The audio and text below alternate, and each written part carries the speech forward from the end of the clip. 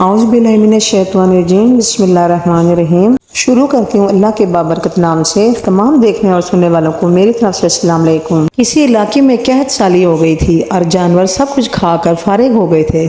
کھانے کو مزید کچھ بھی نہ رہا تھا۔ مویشی مالکان بہت بے حد پریشان تھے۔ اس دوران ایک مولوی صاحب نے جمعے کے خطبے میں نہایت یقین کے ساتھ یہ بات بتائی کہ اللہ کا نام لے کر یعنی بسم اللہ پڑھ کر دریا کو حکم دیا جائے تو وہ بھی نافرمانی نہیں کرتا۔ یہ چرواہے کا شاید پہلا جمعہ تھا۔ اس کے دل میں یہ بات اتر گئی اور یقین کا درجہ پا گئی۔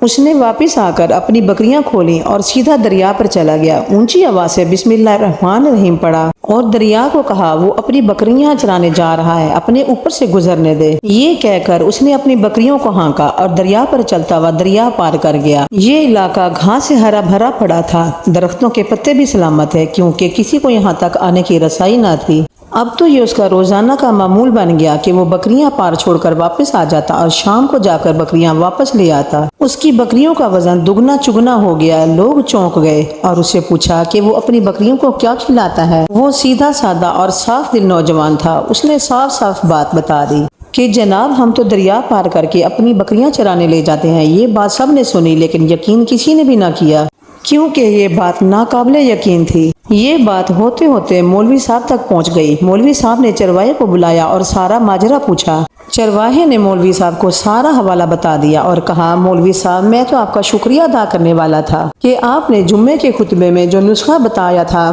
کہ بسم اللہ پڑھ کر دریا کو بھی حکم دو تو وہ بھی انکار نہیں کرتا۔ مولوی صاحب حیرت سے اس کے چہرے کو دیکھتے رہے۔ مولوی صاحب نے کہا بھائی صاحب ایسی باتیں تو ہم ہر جمعے میں کرتے ہیں لیکن ان کا مقصد لوگوں کا ایمان بنانا ہوتا ہے، مگر بکریوں والا ڈٹا رہا کہ میں تو بسم اللہ کہہ کر پانی پر چلتا ہوں اور بکریوں سمیت پانی پار چلا جاتا ہوں۔ آخر کار مولوی صاحب نے صبح ہوتے ہی تجربہ کرنے کی ٹھانی۔ صبح ہوتے ہی مولوی صاحب چل دیے۔ چرواہا بھی آ گیا تھا، مجمع بھی اکٹھا ہو گیا تھا۔ مولوی صاحب نے ایک دو بار سوچا کہ انکار کر دوں مگر وہ جو مولوی صاحب کو کندھے پر اٹھا کر لائے تھے اب بھی جوش و خروش سے اللہ اکبر کے نعرے لگا رہے تھے اور مولوی صاحب کے حق میں تعریفیں کر رہے تھے۔ آخر کار مولوی صاحب نے ایک رسہ منگوایا۔ پہلے اسے ایک درخت کے ساتھ باندھا، پھر اپنی کمر کے ساتھ باندھا اور پھر ڈرتے ڈرتے ڈھیلا ڈھالا بسم اللہ پڑھا اور دریا پر چلنا شروع ہو گئے۔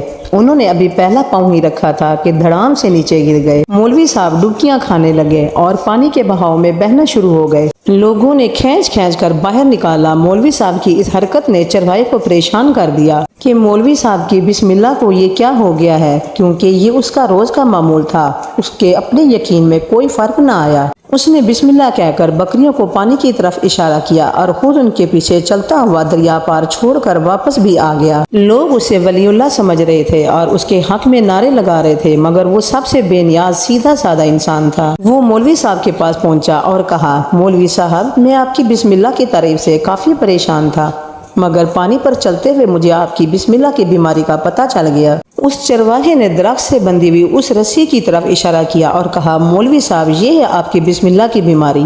آپ کی بسم اللہ کی برکت کو یہ رسا کھا گیا۔ آپ کو اللہ اور بسم اللہ سے زیادہ اس رسے پر بھروسہ تھا، لہٰذا اللہ نے بھی آپ کو اسی کے حوالے کر دیا۔ مولوی صاحب آپ بھی کمال کرتے ہو۔ میں نے آپ کے منہ سے سنا اور میں نے یقین کر لیا تو میرے اللہ نے میرے یقین کی لاج رکھ لی، مگر آپ نے اللہ کا کلام سنا مگر یقین نہیں کیا، لہٰذا آپ کو اللہ نے رسوا کر دیا۔ محترم عزیز دوستو، یہی کچھ ہمارا حال ہے۔ ہماری نمازوں اور دعاؤں کا حال بھی یہی ہے۔ ہماری ہر عبادت یقین سے خالی ہے۔ میرے محترم عزیز دوستو ذرا سوچئے گا ضرور۔ ہماری آج کی ویڈیو کیسی لگی کمنٹ کر کے ہمیں ضرور بتائیے گا اور ہمارے اس چینل کو سبسکرائب کرنا مت بھولیے گا۔ انشاءاللہ تعالی آپ سے اگلی ویڈیو میں ملاقات ہوتی ہے۔ تب تک اپنا اور اپنے پیاروں کا ڈھیر سارا خیال رکھیے گا۔ اللہ نگہبان۔